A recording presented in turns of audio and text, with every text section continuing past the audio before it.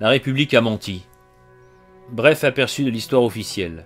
Nos ancêtres ont vécu la misère sous les princes, la Révolution les a libérés, et la gauche émancipée par la législation sociale.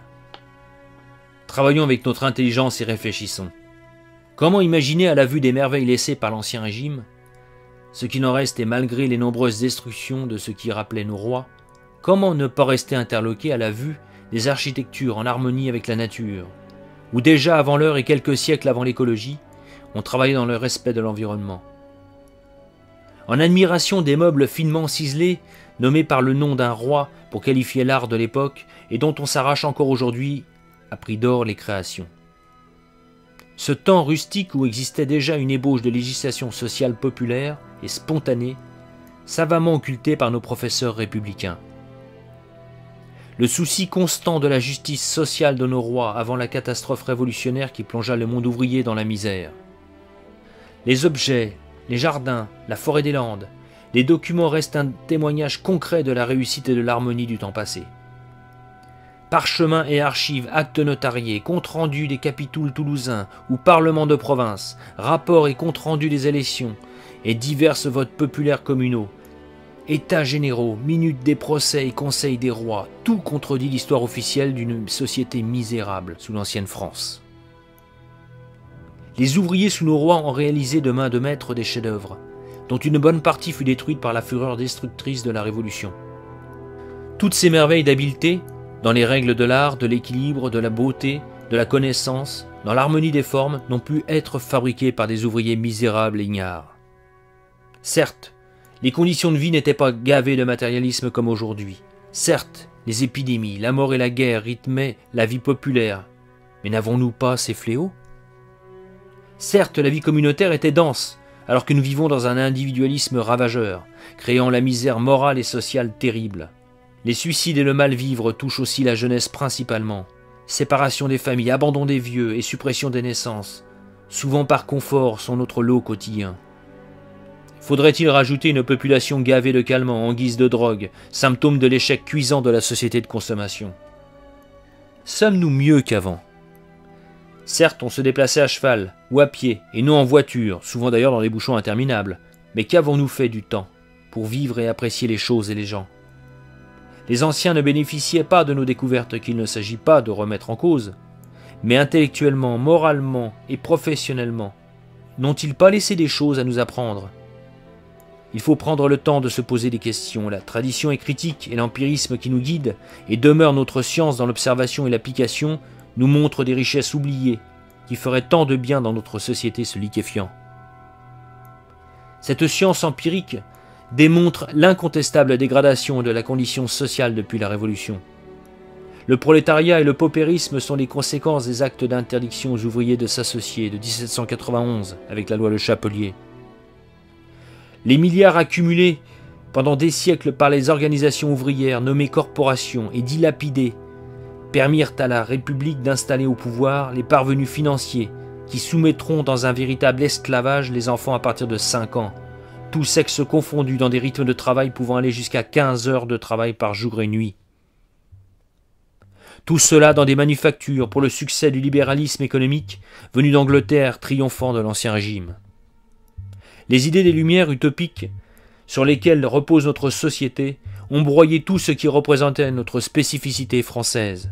Bref, la misère ouvrière fut la conséquence de la fin de la royauté protectrice, car peuple et roi font un. Certes, l'industrie existait sous nos rois. Mines, manufactures et fonderies étaient gérées de manière artisanale, voire familiale, mais dans le respect des ouvriers. On y découvre d'ailleurs des horaires de travail en 3-8. La vie des hommes était cadencée au rythme du respect familial et l'Église protégeait ce système.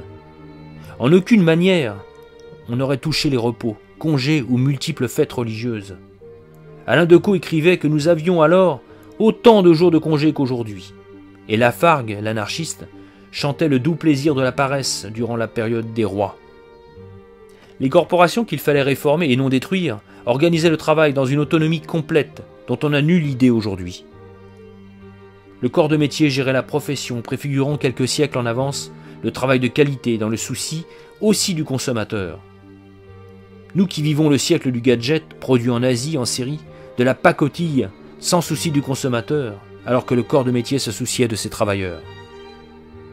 La hiérarchie du maître au compagnon et à l'apprenti, le savoir-faire et le titre de noblesse ouvrière attribués par la profession, de droits et privilèges du métier, octroyant la participation dans l'organisation de la profession, la décision, les jours de repos, les fêtes chômées, aides diverses pour maladies, décès ou apprentissage. Une législation sociale en devenir, gérée par métier et acceptée par le roi, ne faisant que reconnaître et protéger un droit, né de l'usage de la volonté populaire et sorti des coutumes librement consenties. L'ouvrier avait une existence décente, une formation professionnelle accomplie, un service social d'entraide et de secours aux familles. Une solidarité empêchait les abus et tout risque de prolétarisation, intolérable aux yeux de nos rois. Du XIIIe siècle à la Révolution, ce système a protégé le monde ouvrier et a pétri la France au point de la faire aimer du monde entier. Turgot essaya, influencé par les théories de Quesnay, de supprimer quelques corporations en 1776, mais sous la pression populaire, Louis XVI les rétablit aussitôt en disant « Nous voulons donner aux ouvriers un moyen de défense. Nous voulons qu'ils puissent jouir en commun de leur intelligence, qui est le bien le plus précieux de l'homme. » La République n'aura pas cet état d'âme. 1791, le 17 mars, la loi d'Allard supprime les jurants des maîtrises. Devant le risque du regroupement des métiers, intervient la loi Le Chapelier du 14 juin qui interdit les associations ouvrières, sur leur prétendu intérêt commun. L'ouvrier était ainsi livré sans défense au capitalisme émancipé par 1789. Un siècle noir de régression sociale s'ouvrait à eux. Deux monstres allaient naître, le libéralisme économique sans frein et le socialo-marxisme en conséquence des excès du premier. Celui-ci ne remettra jamais en cause les racines du mal, les principes fondateurs de la République, héritière de la Révolution. La condition ouvrière s'est avilie avec la mort du compagnonnage et l'interdiction du syndicalisme. La grande industrie et l'avènement de la machine achèveront la déchéance de la classe besogneuse, proie désignée des socialismes, d'abord utopique à la façon de Cabet, plus tard scientifique à l'école de Marx.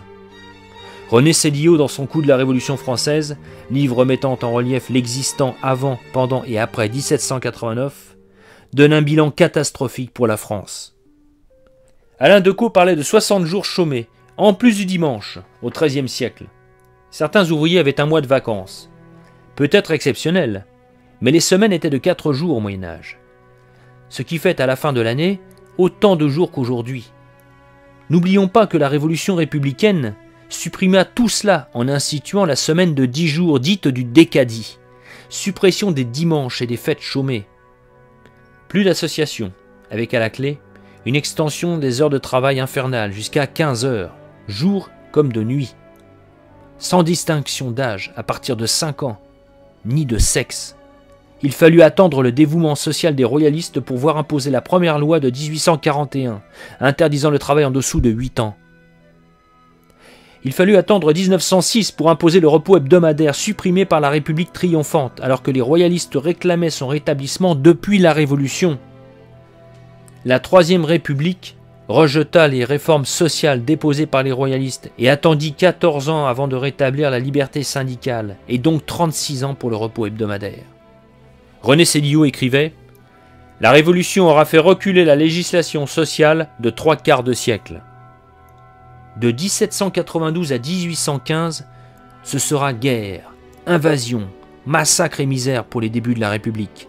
De première nation d'Europe dans tous les domaines, que sommes-nous devenus ?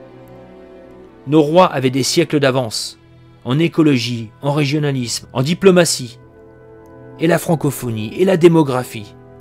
Du souci d'épargner le sang des hommes. Par Louis XV et Louis XVI, nous sommes passés au massacre sans fin, des républicains et de Napoléon aux guerres d'enfer, n'épargnant plus ni hommes, femmes et enfants. Écoutons Edmund Burke. Les révolutionnaires se sont montrés les plus habiles artisans de ruines qui aient jamais existé au monde. Ils ont entièrement renversé leur commerce et leur manufacture. Ils ont fait nos affaires à nous, leurs rivaux, mieux que 20 batailles n'auraient pu le faire. Triste bilan de la Révolution et de la République. Alors, libérons-nous. Notre jour viendra.